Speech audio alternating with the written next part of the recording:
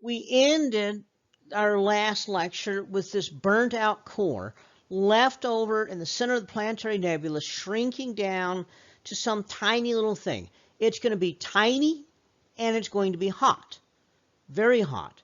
So where would that be on the HR diagram? Well, it'd be in the lower left. So it would be somewhere down here in the lower left.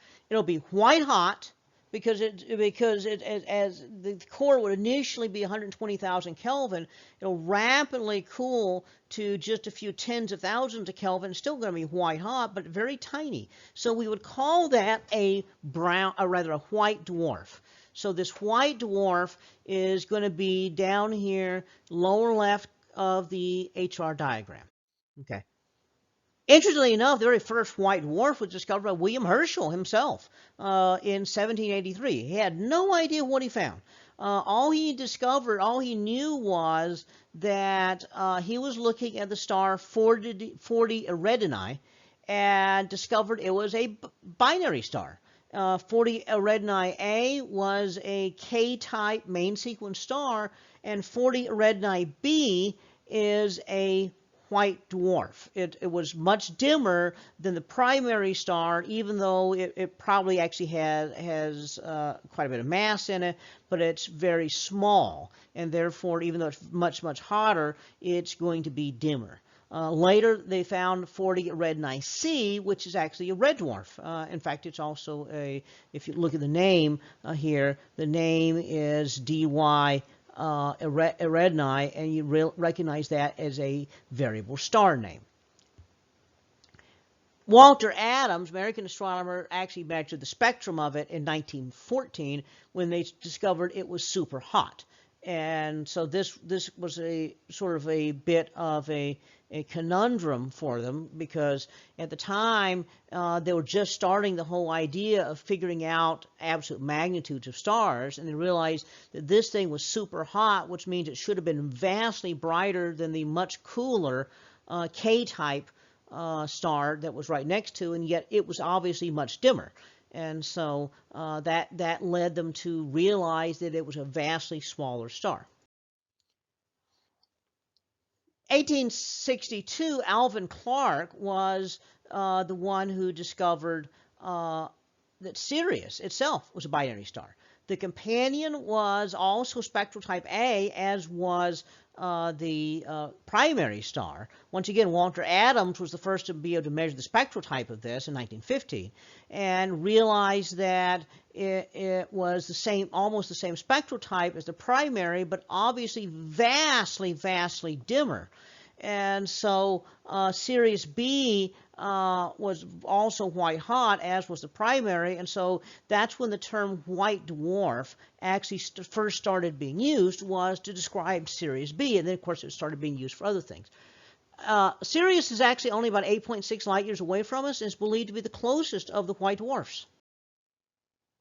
To see Sirius B, when I first started in astronomy a long time ago, Sirius B was barely visible, and then over the years it kind of disappeared because it got so close to the primary that the telescopes I was using had trouble separating it.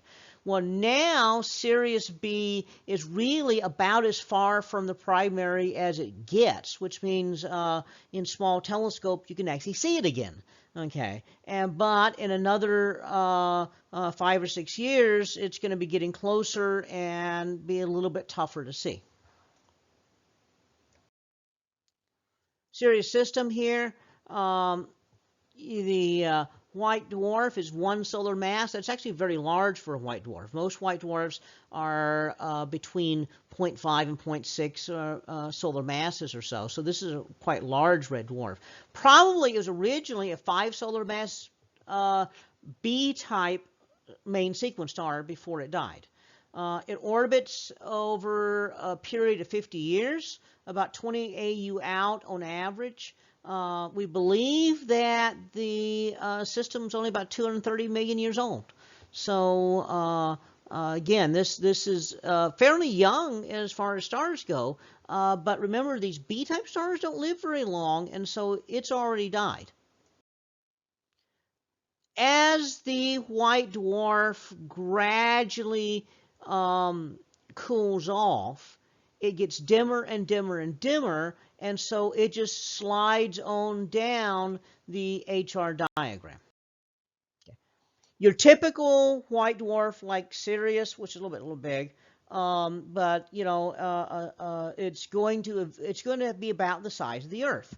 Once again, it is very compressed. Now, it's got a huge mass about the size of the Earth.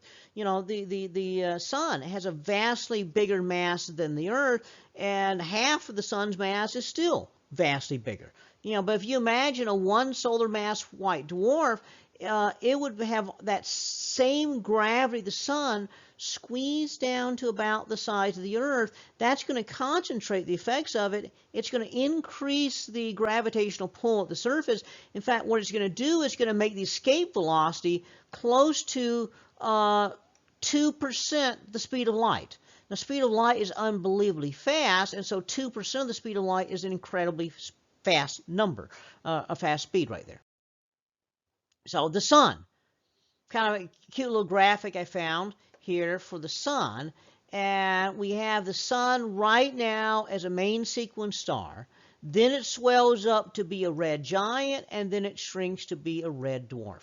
Now, in all of this, it's not gaining mass when it swells up, and it's losing mass, in the red giant wind, and losing mass as it spews off its outer layers and planetary nebula. So the white dwarf ends up being less mass overall, but not that much less mass, and so it is very, very compact. The evolutionary track of the Sun, it spends billions of years, between 10 and 12 billion years, on the main sequence, barely moving on the main sequence up here. And then all of a sudden, woof, and you saw that. It just it barely gets off the main sequence and then starts speeding up how quickly it dies. And so what happens is it dies very, very rapidly. As it's going off the main sequence, speds up to be a red giant, becomes asymptotic, a horizontal branch, asymptotic. All that takes a very short period of time compared to the amount of time on the main sequence. So dying stars, take very little time compared to the life of the star. Well, what happens to a white dwarf? Well, it's carbon. What happens to carbon as you cool it off? It's going to crystallize. What do you call crystalline carbon? Diamond. Now, it's not exactly going to be a diamond, because that's a little bit different, but it is essentially, it's going to be very close to an Earth-sized diamond once it cools off. We've actually found one. It's called BPM 37093, and this is actually a crystalline white dwarf, a crystallizing white dwarf. It's not completely crystalline yet, but it's crystallizing as it's gradually cooling off. So, so that's going to be like a giant space diamond eventually. Something close to a 10 to the 34 carat diamond, in fact.